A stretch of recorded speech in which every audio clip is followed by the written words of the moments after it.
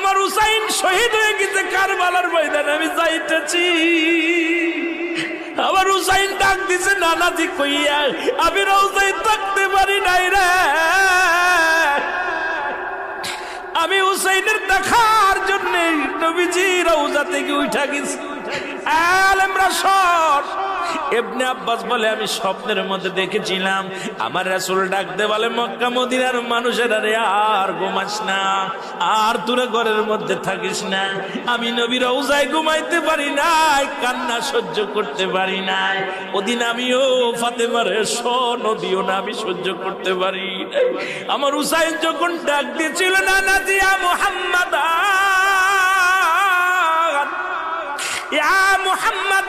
যেদিন ডাক দিয়েছিল রে, সেদিন আমি নবী রওজা থেকে পাগলের মতো উঠে কারবালা পর্যন্ত চলে গিয়েছিলাম।